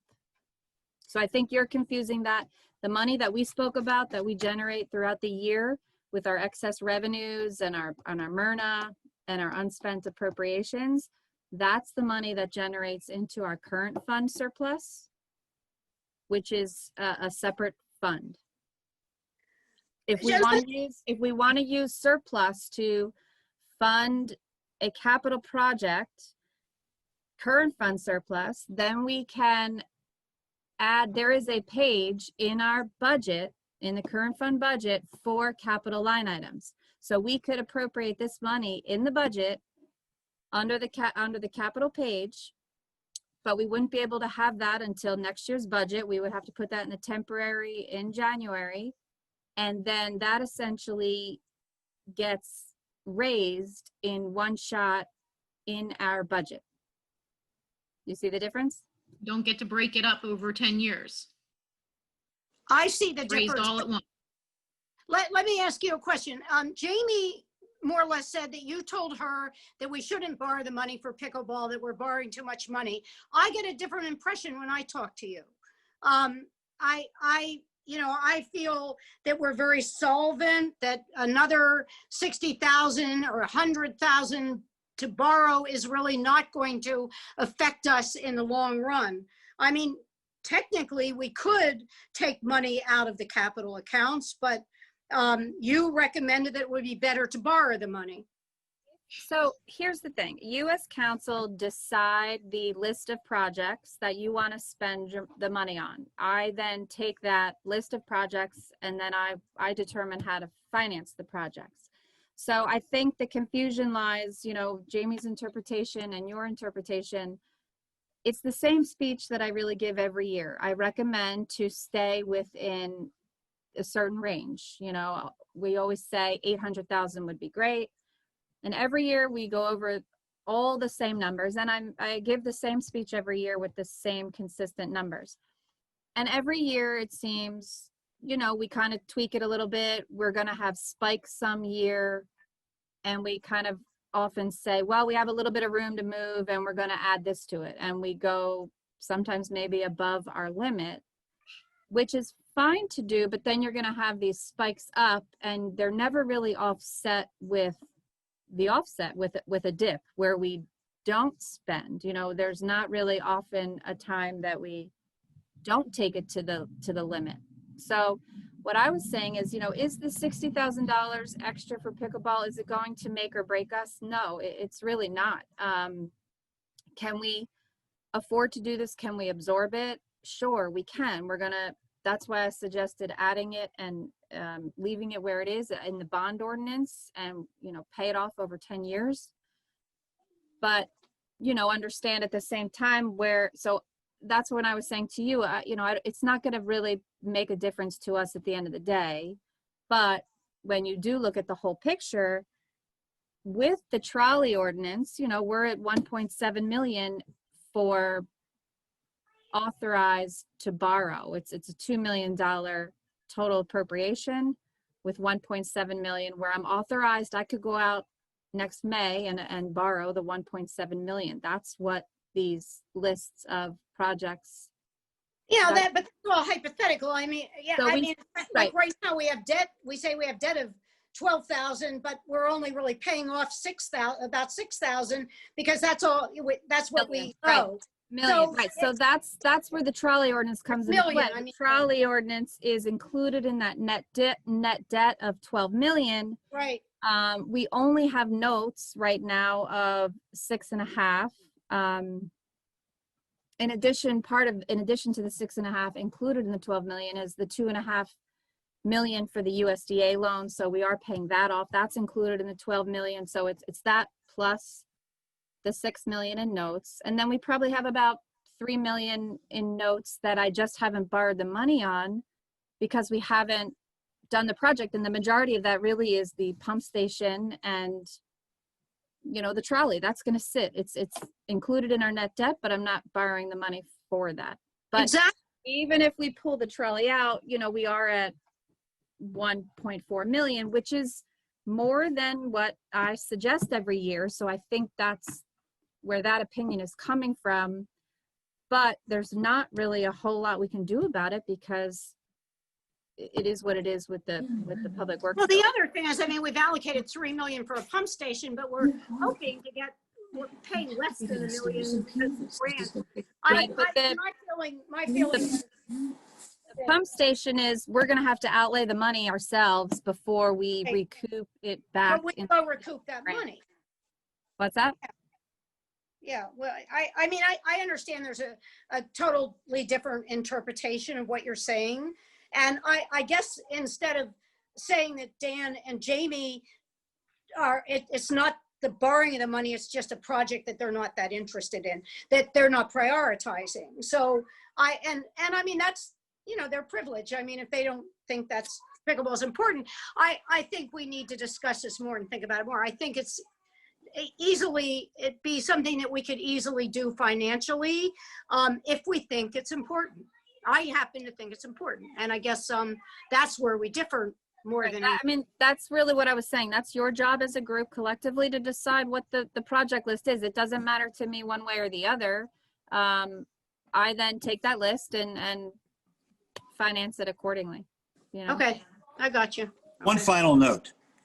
I think this is a program that brings people together in the town for activities which they haven't had before. It's a great opportunity for people to meet, socialize, get a little activity, do things like that.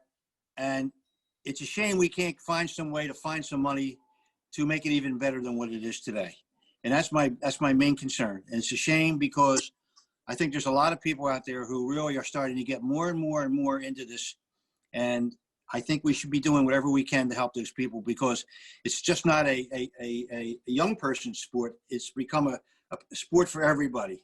And I think it's time that we really understand what that is. And we should find the money somewhere. End of sentence. Thank you. Is there any other member of public who would like to speak during this public comment session? There is, raise your electronic hand.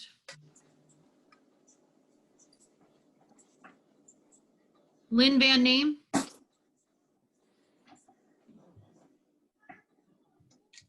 You unmute yourself, Lynn.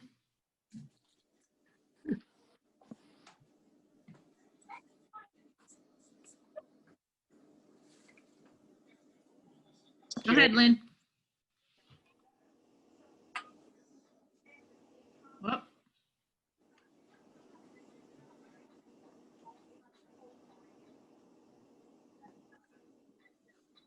Oh, there you go.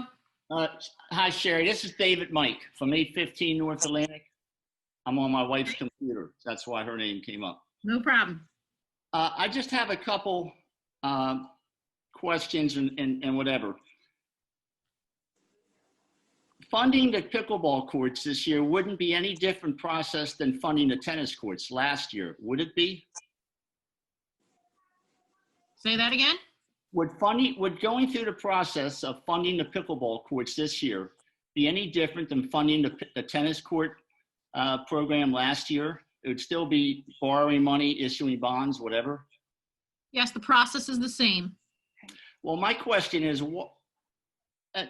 not to all the members of the council, but some of you, you didn't have these questions last year when the tennis program discussion came up. And I don't begrudge the tennis program for getting what they got. I think it's great that we have beautiful tennis courts down there. All we're asking at the pickleball courts is basically to keep our players safe and to keep our surface upgraded and up to date, the same as the tennis courts. So I don't understand why there are so many questions about how to fund this when last year there were very little questions. That's my first point. To address some of the comments made by one of the neighbors down there, we've sent some information to some of the council members, to you, Sherry, about noise reduction. We can reduce the noise down there at the pickleball courts. Mm-hmm. There are noise reducing wind curtains that'll reduce the noise by 50%. So we can work on that if the noise is a problem. But everybody needs to remember, those pickleball courts are on a park. Parks are made for recreation.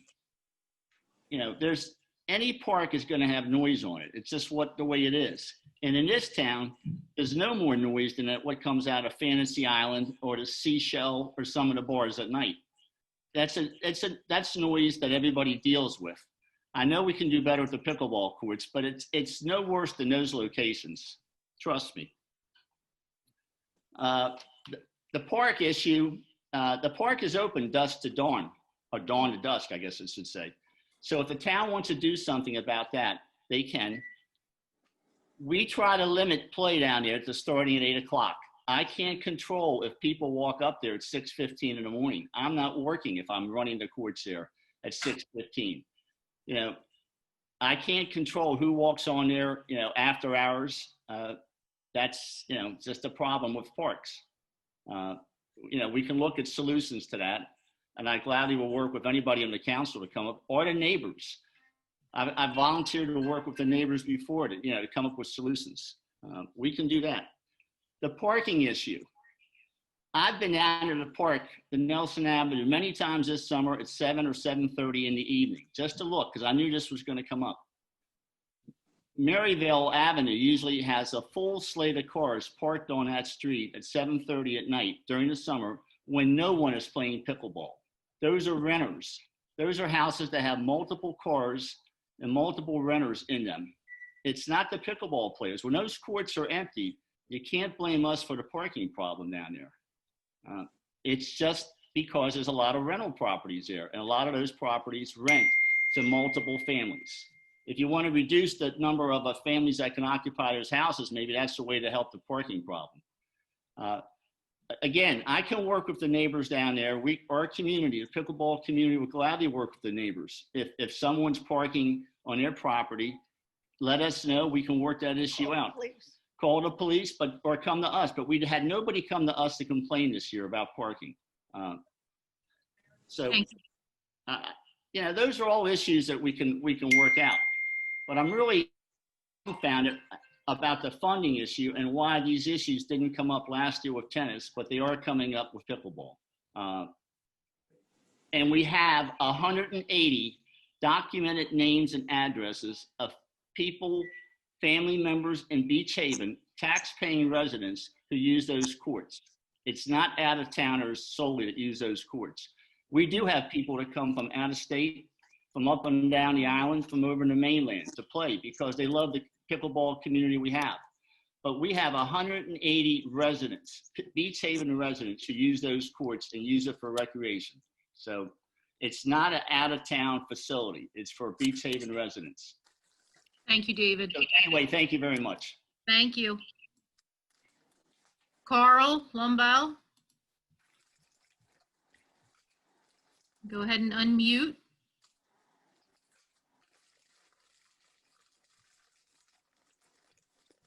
There you go. State your name and address for the record.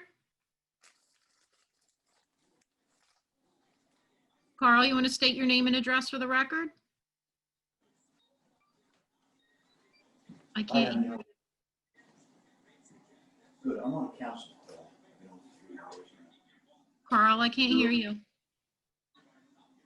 I see that you're unmuted right now, but your microphone might be off. Yeah. I can't hear you. But I will tell you more. I will do it. Love you. Bye-bye.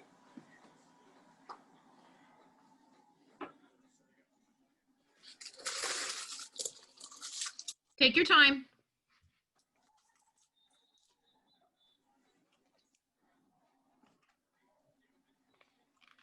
Are you hungry? Did you get your food? Carl? No, I'm gone. Carl, is that you? I'm trying to unmute it. There you go. I can hear you now. You can? Yes. Okay. Say All your right, my name name and is address for Carl the record. Rumbell. I live at 15 West 13th Street in North Beachhaven, about 1 block outside of the sign for Beachhaven. And I can probably say that I probably spend as much money in the bars and restaurants and shops in Beachhaven as much as anybody who lives in Beachhaven. I just don't pay property taxes there. But I am the USA Pickleball Ambassador for LBI, which is a volunteer position as part of the USA Pickleball Association. And as a volunteer, the thrust of my efforts are to grow and support the game of pickleball on LBI. Now, as a brief history, maybe many of you don't know this, but we started this years ago in the schoolyard at Beachhaven School with a portable net and some chalk. And that's how we got started, along with Ted and Candy Zielinski, who have since left and moved away. From there, we migrated down to Nelson Park, which was a hockey rink, I believe, okay? And we have grown this game probably much faster than anybody in Beachhaven or in Long Beach Island has even thought. On any given day, there are over 150 people probably playing pickleball up and down LBI. And the majority of them flock to Nelson Park because of the fact that we have a number of courts where most of the other towns don't have the land or the property to have more than 2 or 3.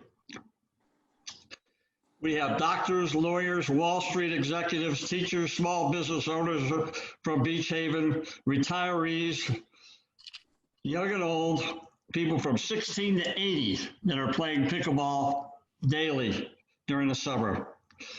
We have outgrown this facility, not to mention the fact that it has some serious deficiencies from a safety standpoint. As we said, this game is for everyone. I have driven down there after our morning sessions in the afternoon and noticed many families, young families, playing in the afternoon, and also coming back when the daylight is still daylight till 7 o'clock. People are still using that facility. It somewhat concerns me on the website that we have in Beachhaven. It lists us as the premier location for pickleball on Long Beach Island. That's somewhat true in the fact that we have a number of courts, but certainly the condition of those courts is not representative of being the premier location for pickleball on Long Beach Island. Finally, I'd just like to say, I think it's time for action. We've danced around this issue for a number of years, back and forth, recognizing the fact that funding is always an issue. I just have to believe that the money is there for this to happen. And I just think it would be prudent for this board to recognize what the pickleball community brings not only to Beachhaven, but to every family that participates. We have a very large community. And the friendship that exists, the fellowship that exists is something to behold. And I think that you would be remiss in your duty if you don't fund this and move forward at the appropriate time. Thank you. Thank you, Carl. Is there any other member of the public that would like to speak before we close the floor? You could raise an electronic hand, then I can call on you.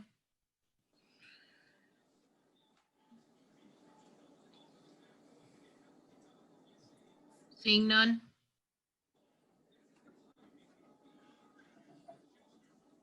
Nancy, would you like to close the floor? Yep, I'd like to close the floor to public comments. We have an executive session that we've approved, an executive session that was approved by Resolution 184 that was previously approved. I anticipate that the council will be in the closed session for approximately 45 minutes, and no formal action will be taken. We will reconvene in the public session, and then we will take final remarks and adjourn. So at this time, if the council and the borough attorney could just hang on, I'm going to put you into the breakout room and we can begin our executive session. Okay.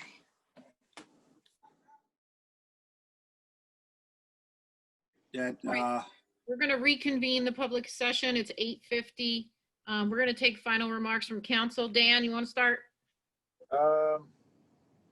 This has been a very interesting meeting, and once again, I'd like to thank Mike Lawrence. I know he's long gone, but at least get on the record. And something that thought crossed my mind afterwards is the countless lives that he and his beach patrol are credited with saving. There's a lot of people still on this earth due to those guys, which is special.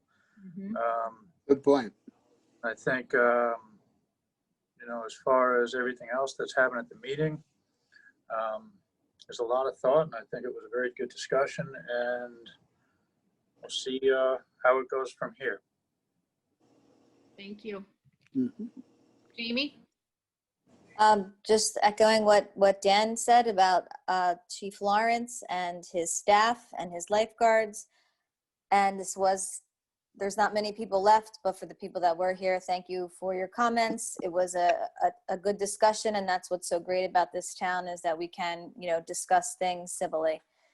And just to all the teachers out there, this was a very interesting week, both in person and virtually.